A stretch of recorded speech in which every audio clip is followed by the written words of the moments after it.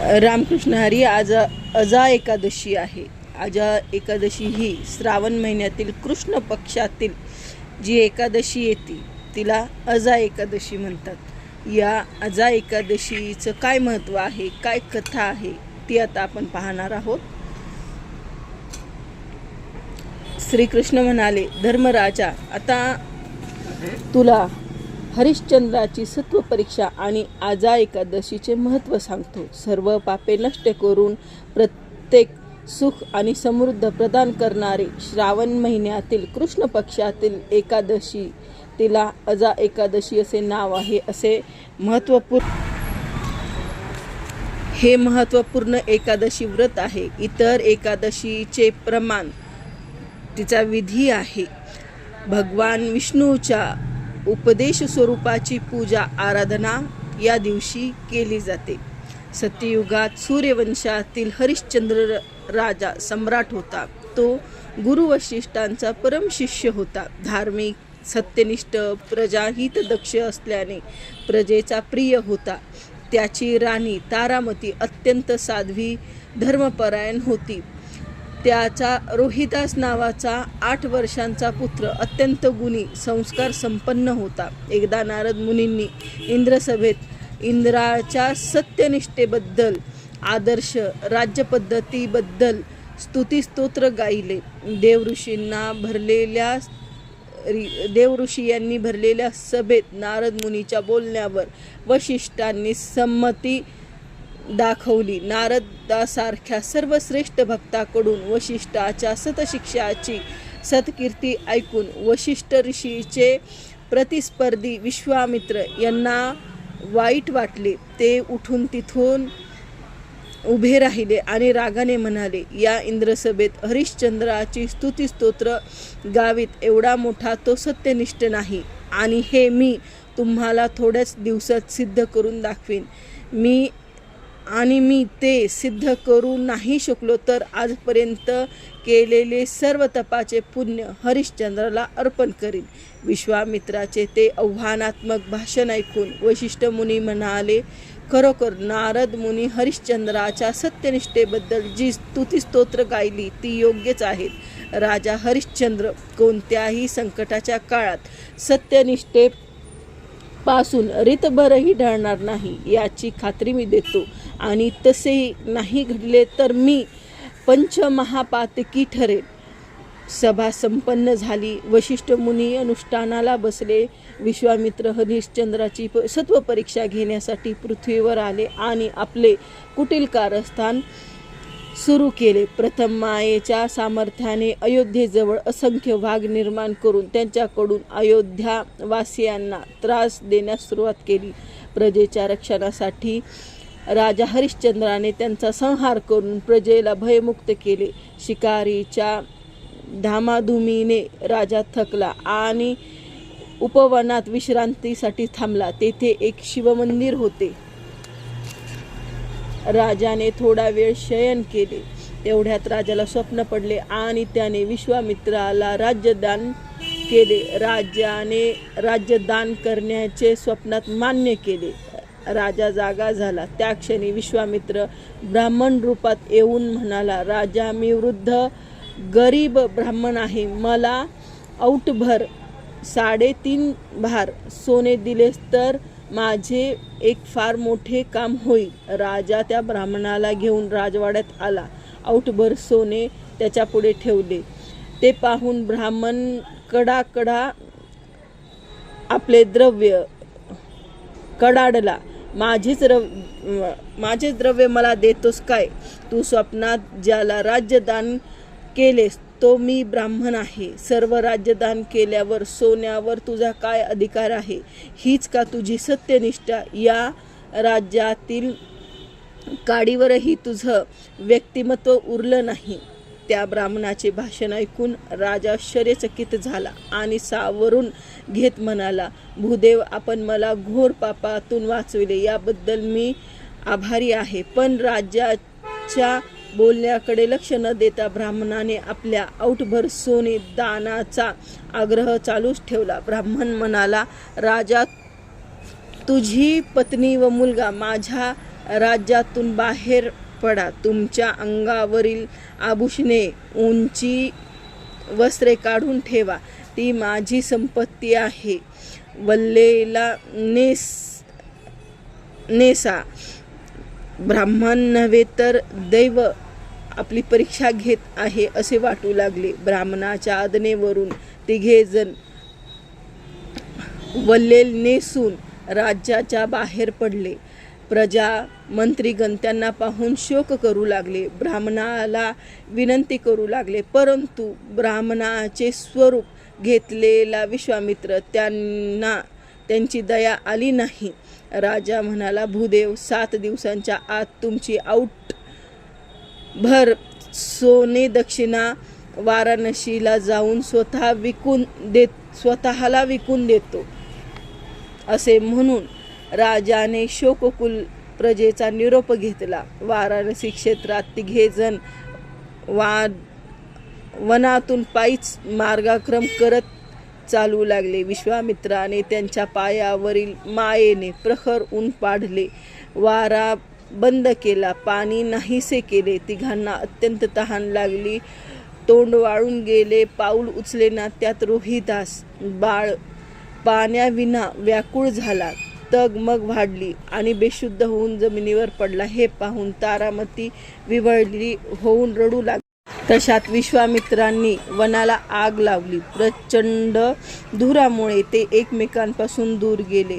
तोच हरिश्चंद्र राजा मायावी मृतदेह तारामतीला दिसला. तिला शोक आवरेना. पतीच्या मागे कशाला जगू म्हणून तिने वनव्यात जळून सती जाण्याचा निश्चय केला व ती चिता रोचू लागली. तोच विश्वामित्र ब्राह्मणाच्या रूपात आले व तुझ्या पतीचे ऋण फेडल्याशिवाय तुला मरता येणार नाही म्हणून बजावले. पण लगेच खरा राजा व पुत्र रोहिदास वनव्यातून बाहेर आले. तारामतीला हायसे वाटले.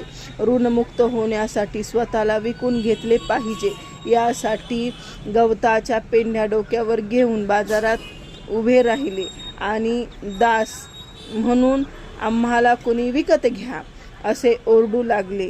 दासाच्या खरेदीसाठी अनेक उत्सुक ठेकेदार आले.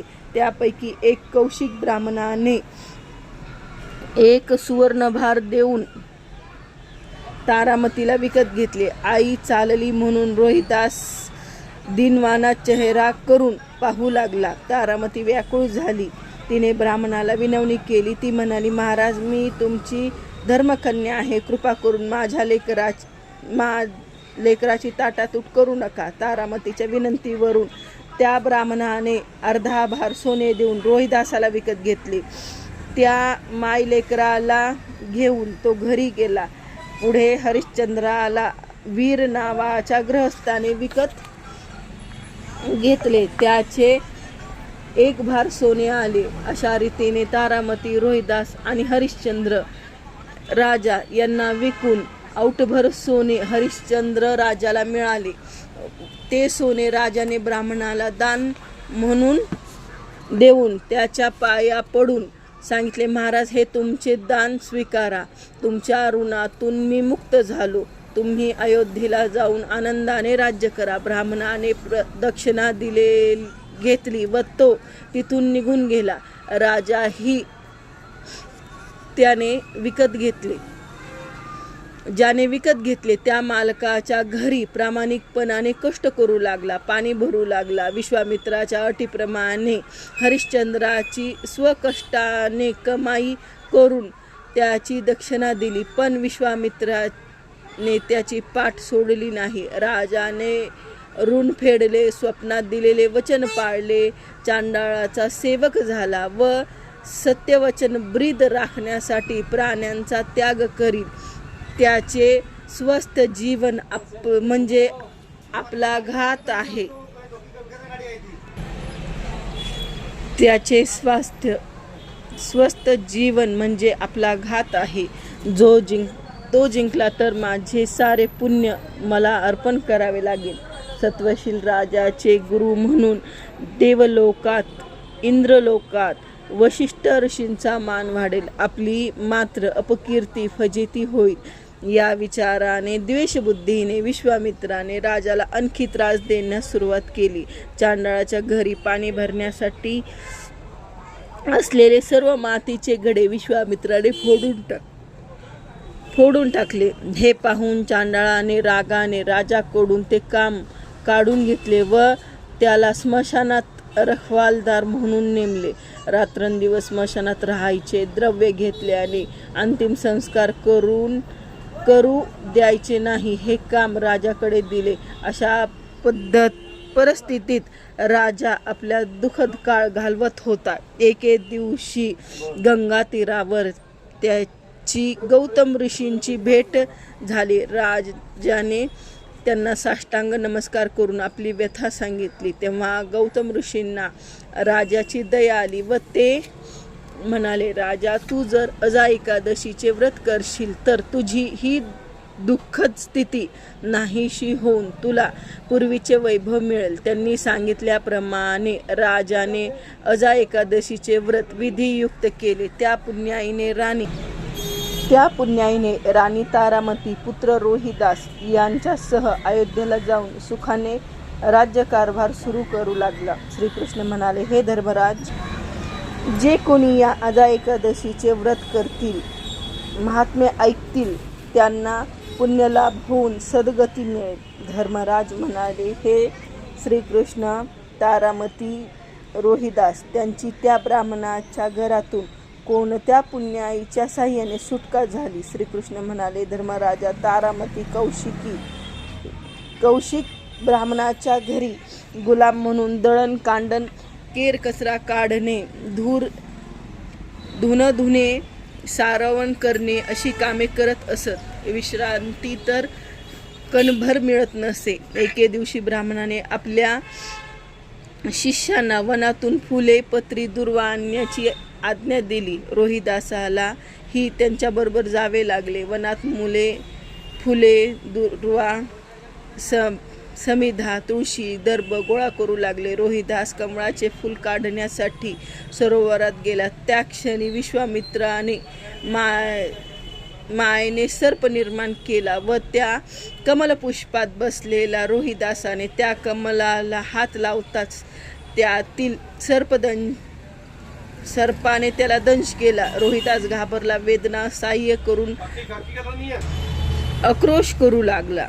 त्या आवाजाने सर्व मुले त्याच्या भोवती जमली. तो मूर्छित होऊन तळ्याच्या काठाला पडला. विष सर्वांगात भिनले. त्याने मित्रांना सांगितले की माझ्या आईला शोक करू नको असे सांग. आईला हाक मारीतच त्यांनी त्याचा प्राण सोडला.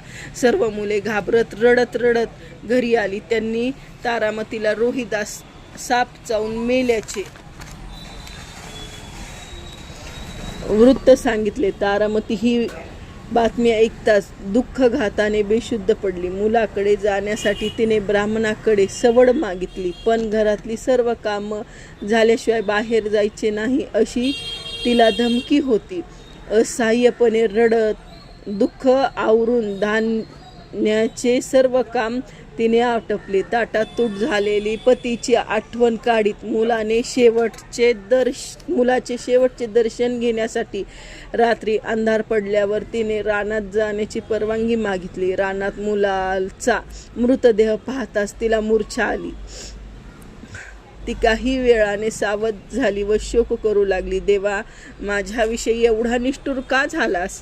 मी कोणाचाही घात केला नाही, तरी तू माझ्यावर का कोपलास? बाळा रोहिदासा, सुकुमारा, माझा प्राण आहेस तू पण मला टाकून गेलास. आता मी कुणासाठी जिवंत राहू? माझ्याकडे एकदा पहा. बरीच रात्र झाल्यावर विश्वामित्राने तिथे ब्राह्मणाचे स्वरूप घेऊन आले व तिला म्हणाले, शोक आवरून मुलाचा अंत्यसंस्कार कर. सूर्योदय झाल्यावर तेथील लोक द्रव्य घेतल्याशिवाय मुलाला दहन करू देणार नाहीत असे तिच्याशी बोलून तिच्या जवळचे रोहिदासाचे प्रेत घेतले व त्याच्यासह गंगा तीरावर गेला. तेथे तारामतीने अंधारातच चाचपत लाकडे गोळा केली व चिता रचली.